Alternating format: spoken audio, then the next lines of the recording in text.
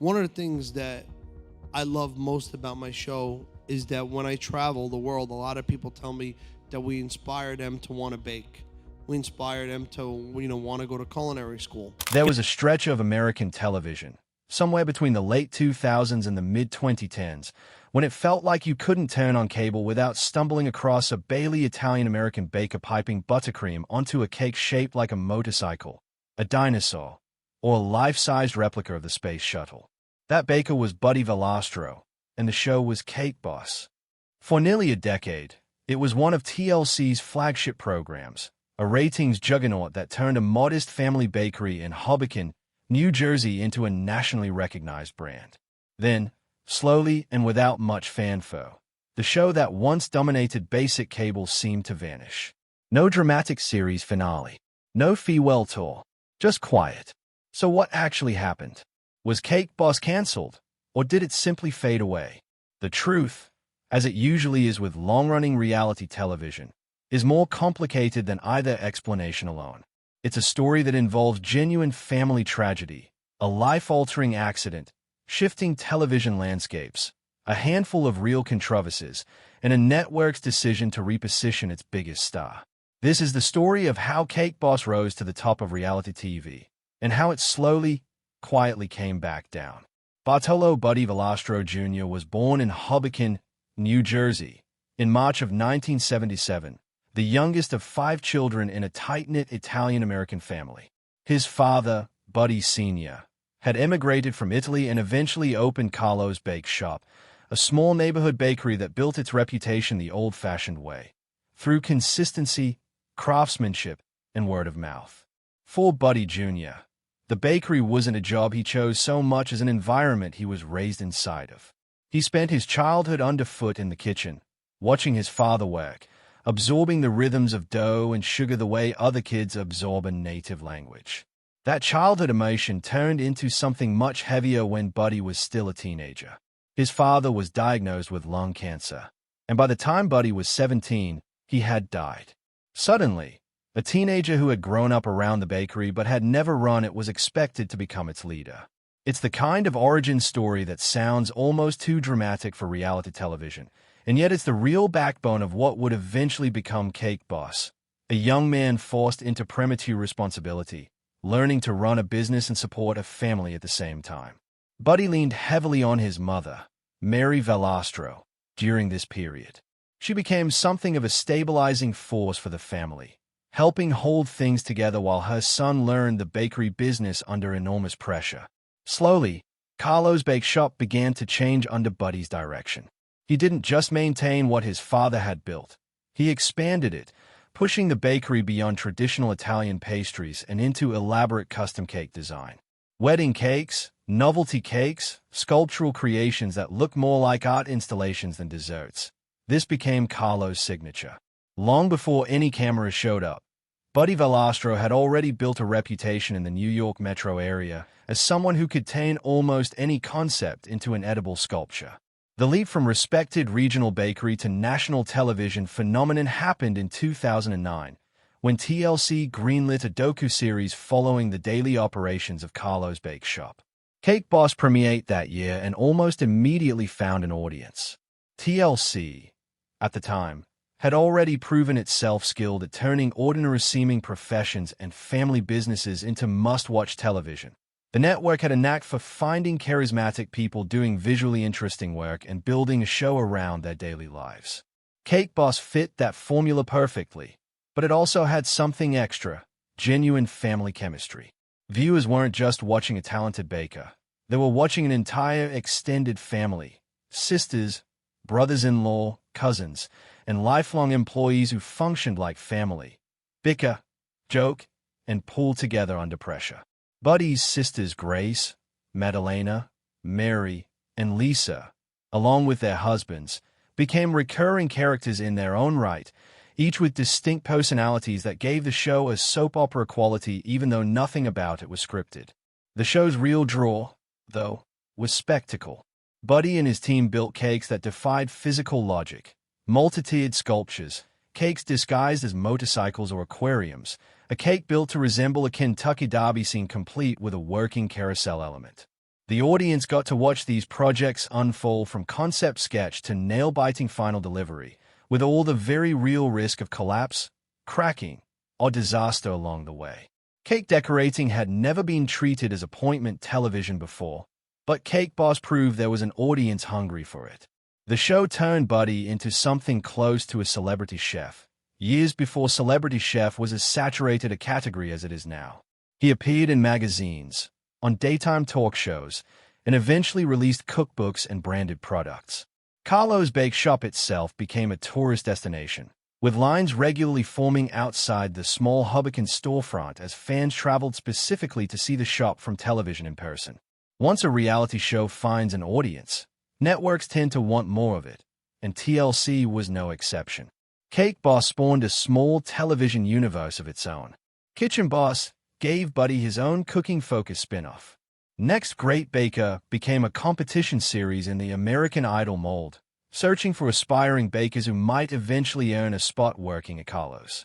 Buddy's Bakery Rescue put Valastro in the role of consultant, swooping in to save struggling bakeries around the country, echoing the format popularized by shows like Kitchen Nightmares. Each of these offshoots kept Buddy Valastro's face in constant rotation on TLC, and for a while, that constant presence worked in the show's favor. Carlo's Bake Shop expanded well beyond its original Hoboken location, eventually opening additional storefronts across the country, including locations tied to casino resorts in Las Vegas. Buddy's business interest grew alongside his television profile, cookbooks, a line of bakeware and food products, and eventually restaurant ventures that traded on his television fame. Part of what kept audiences tuning in week after week was the sheer unpredictability of what Buddy and his team would attempt next. Traditional bakeries build wedding cakes and birthday cakes.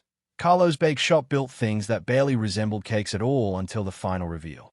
Over the years, the shop produced a replica of a Kentucky Derby scene with moving parts, a towering recreation of a NASA space shuttle, and a cake shaped like a piano large enough for a person to sit at. There were cakes built to look like motorcycles, complete with realistic chrome detailing achieved entirely through fondant and edible paint. One especially memorable build involved a cake modeled after a bumblebee that reportedly weighed in the thousands of pounds once fully assembled, testing the physical limits of what sugar, fondant, and internal support structures could hold together under their own weight. Not every ambitious build went according to plan, and the show leaned into that risk rather than editing it out.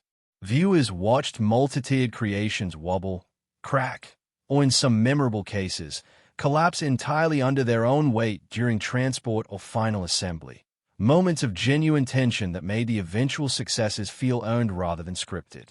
A massive chandelier-shaped cake once gave way during a photo shoot, crumbling under a weight distribution nobody had fully accounted for.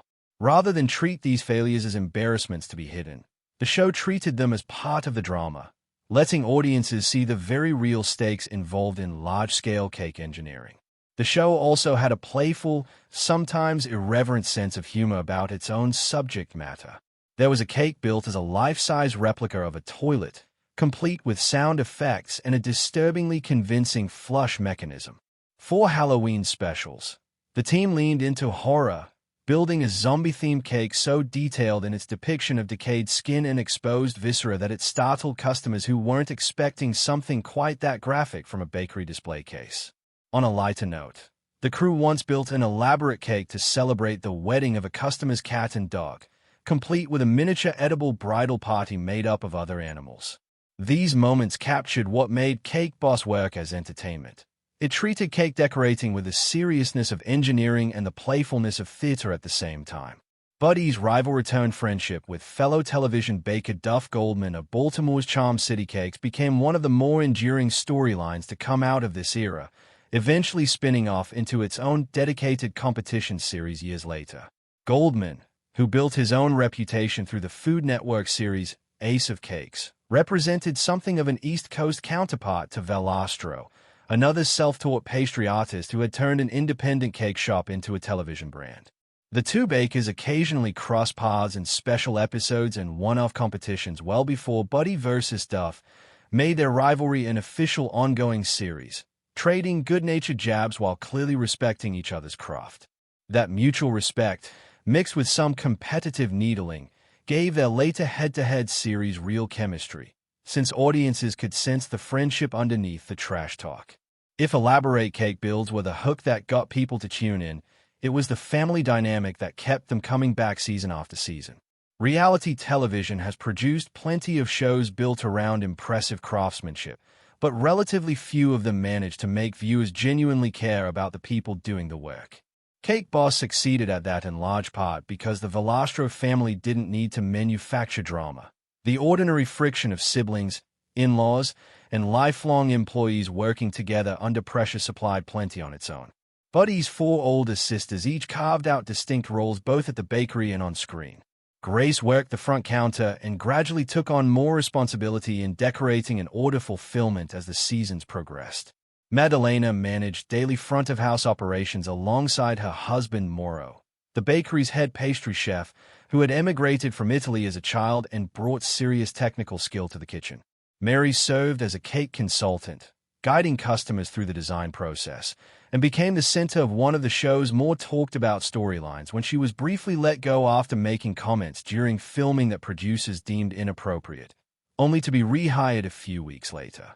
Lisa, the youngest sister, handled billing and storefront management, and her personal life became one of the show's more sobering subplots when her husband, who had also worked at the bakery, was arrested and later convicted on a serious criminal charge involving a minor, leading to their divorce. Beyond the immediate family, longtime employees rounded out the ensemble in ways that gave the show texture beyond the Valastro bloodline. Joey Fogno, married to Grace, served as head baker and was responsible for maintaining the quality and consistency of the shop's day-to-day output, a less glamorous but essential job compared to the elaborate showpiece cakes that got most of the screen time. Frank Franciotto Jr., Buddy's cousin, brought a decorator's eye to many of the shop's most extravagant designs. And Danny Dragna, a family friend who had worked at the bakery since before Buddy was even born, represented an older generation of loyalty to the business, having earned the nickname the Mule for his willingness to take on whatever task needed doing. It was this blend of visible, screen-ready personalities and quieter, decades-long loyalty that gave Cake Boss a sense of authenticity other reality shows struggled to replicate.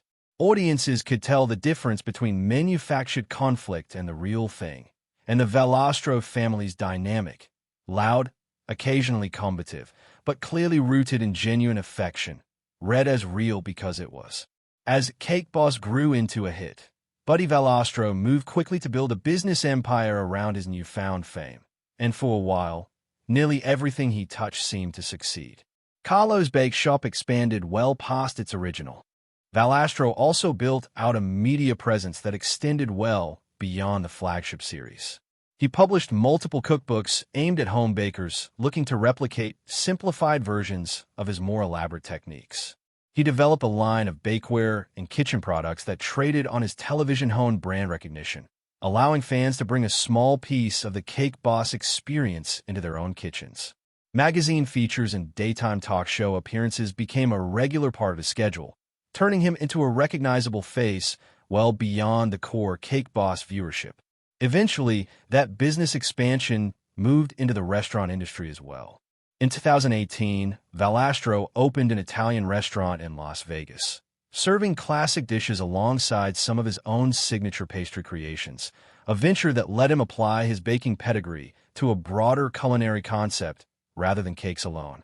Later, he launched a direct-to-consumer cake delivery brand, aimed at getting his shop's signature desserts into the hands of fans across the country, without requiring a trip to one of the physical bakery locations. Each of these ventures represented a calculated bet that the Cake Boss brand had value independent of any single television show, a bet that, for the most part, paid off even as the original series itself began to fade from its earlier prominence. No reality show stays on top forever, and by the early 2010s, signs of strain were beginning to show. Some of it was simple market saturation. With Cake Boss, its spin-offs, and a wave of copycat baking competition shows flooding cable schedules, the novelty that had once made watching people build enormous sugar sculptures feel fresh started to wear thin. Audiences who had once been captivated by every increasingly elaborate cake began to feel like they'd seen this trick before. But saturation wasn't the only problem. A handful of real controversies chipped away at the show's wholesome, family-first image. In 2013, allegations surfaced that Buddy Valastro had underpaid employees at Carlo's Bake Shop, paying some workers below the legally mandated minimum wage in New Jersey. Along with wage complaints, some former employees also alleged that the workplace culture under Valastro could be harsh, describing a demanding and sometimes intimidating environment. Valastro publicly disputed the characterization of his management style and denied any wrongdoing. But in 2014, he reached a settlement with New Jersey's Department of Labor and Workforce Development, agreeing to pay back wages and implement new workplace policies. Whatever the full truth of the underlying claims, the settlement itself generated negative press and gave critics of the show new ammunition. That same stretch of years brought additional bad publicity. Valastro was arrested for driving under the influence in New York City after being pulled over for erratic driving, an incident that generated significant tabloid coverage and stood in sharp contrast to the family-friendly persona the show had cultivated. Around the same period, an episode involving a prank centered on a gender reveal cake and transgender actress and model Carmen Carrera drew criticism from viewers and LGBTQ advocacy groups, who argued the segment relied on Carrera's gender identity as the punchline of a joke. The backlash added another layer of reputational damage at a moment when the show could have used some goodwill. None of these controversies alone sank Cake Boss. Reality television has weathered far bigger scandals and continued production without missing a beat. But taken together, alongside declining novelty and a crowded competitive field of baking shows, they contributed to a gradual erosion of the show's cultural standing. Ratings, which had once made Cake Boss one of TLC's crown jewels, began a slow but real decline heading into the mid-2010s. If there was a single moment that marked the true turning point for Cake Boss, it wasn't a controversy or a ratings report. It was personal loss. In 2017, Buddy's mother, Mary Valastro, passed away after a battle with ALS, also known as Lou Gehrig's disease. Mary had been far more than a background character on the show. She was the emotional center of the Valastro family's story, the person who had helped a teenage Buddy hold everything together after his father's death decades earlier, and a recurring, beloved presence throughout the show's run. Her death hit the family hard, and it hit the show hard too. Buddy stepped away from active production, taking what would become a roughly 2-year hiatus from Cake Boss. The show didn't disappear from screens entirely during this window. Some episodes continued to air, using previously filmed material and footage of the bakery operating without Buddy front and center. But the show's heart, in a very literal sense, had left the building. For a series built almost entirely around one family's chemistry and dynamics, losing its patriarch's focus and its matriarch's presence at the same time was a wound that was difficult to paper over with a new cake design. Just as speculation grew about whether Cake Boss would return at all, Buddy Valastro faced an entirely different kind of crisis. In September 2020, while at his home bowling alley, his right hand, his dominant hand, the one responsible for decades of intricate cake work, was severely injured after becoming impaled on a pin-set mechanism. It was a genuinely frightening accident. Family members had to work to free him from the machine, and he was rushed